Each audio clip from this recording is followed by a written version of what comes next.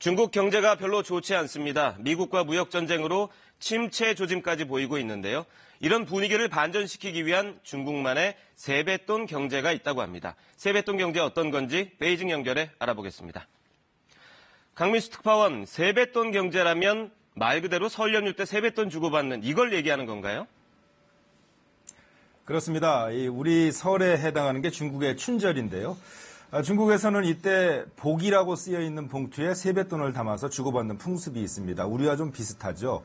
제가 몇 개 가지고 나와봤는데요. 이렇게 생긴 겁니다. 이렇게 빨갛게 생긴 봉투에 담아줘서 이른바 홍바오라고 하는데요. 중국답게 그 규모가 아주 어마어마합니다. 돈이 워낙 많이 돌고 돌아서 내수진작 또 경기 부양 효과가 날 정도입니다. 역시 대국답게 중국의 세뱃돈이 우리보다 훨씬 많은가 보죠? 예, 단위가 좀 큽니다. 각자의 경제력에 따라서 달라지는 문제겠지만 중국인이 좀 통이 큰 것은 사실이죠. 올해 춘절에 중국에서 화제가 된 사례가 있는데 천지그룹 정다칭 회장이었는데요. 춘절에 헬기를 타고 고향인 쓰촨성 이롱현이라는 마을에 돌아와서 거액의 홍바오를 뿌렸습니다.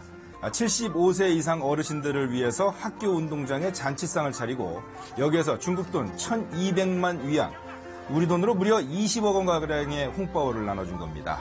어르신 1000여 명이 받아갔는데 많이 받은 분들은 우리 돈으로 1000만 원 가까이 받았다고 하는군요. 물론 드문 경우겠지만 세뱃돈 1000만 원 받으면 기분이 정말 좋을 것 같은데요. 주는 사람 입장에서는 이 홍바오가 부담이 될 것도 같은데요. 네, 엊그제 중국 광둥성 선전에서 아주 진귀한 풍경이 하나 벌어졌습니다. 중국 최대 IT 기업 텐센트 본사에서 있었던 일인데요. 화면을 보면서 설명드리겠습니다. 이 텐센트 그룹 직원들이 홍바오를 받기 위해서 길게 줄을 선 것을 볼 수가 있는데요. 마와텅 회장과 임원들이 각각 100위안 또 50위안씩 주는 홍바오를 받기 위해서 직원들이 무려 48층까지 줄을 늘어섰습니다. 마 회장에게 직접 홍바오를 받고 싶어서 하루 전날부터 밤새 기다린 사람도 있었다고 하는데요. 정확하게 몇 명에게 얼마를 나눠준지는 공개하지 않고 있지만 중국의 회사 경영자들은 이 춘절 홍바오를 위해서 미리 큰 돈을 비축해두는 것만은 분명해 보입니다. 그렇군요. 이 중국이 또 모바일 결제 같은 전자거래가 많이 활성화돼 있잖아요. 세뱃돈을 혹시 그렇게 주고받는 경우도 있을 것 같은데 어떻습니까? 네, 정확하게 보셨습니다. 이미 중국은 현금 없는 사회에 깊숙하게 들어가 있는 상태죠. 이 모바일 결제가 워낙 표준이 되다 보니까 현금을 안 받아서 문제가 될 정도인데요. 이 홍바오도 모바일로 주고받는 것이 지금은 대세입니다. 벌써 지난 2014년이죠. 텐센트의 채팅 앱인 위챗이 홍바오 서비스를 시작한 이래 중국인들은 휴대전화를 통해서 홍바오를 서로 주고받고 있습니다. 위챗페이나 알리페이 등의 앱에서는 200위안, 우리 돈으로 한 32,000원 정도 내에서 간단한 문구와 함께 홍바오를 주고받는 기능이 모두 탑재가 돼 있습니다. 이 올해 춘절에는 설 전날 하루에만 온라인 세뱃돈이 35억 위안, 우리 돈으로 5,800억 원 정도 오갔다는 통계도 나와 있습니다. 규모가 상당히 큰데요. 요즘에는 이 홍바오 문화를 상업적으로 과도하게 이용한다, 이런 비판도 있다던데 어떻습니까?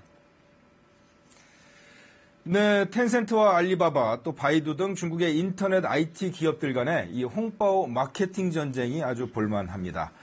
중국 관영 CCTV에서 섣달 금음 저녁에 방송을 하는 춘환이라는 춘절 특집 프로그램에서는 홍바오 이벤트가 있는데 여기 유수의 기업들이 참여를 하고 있습니다.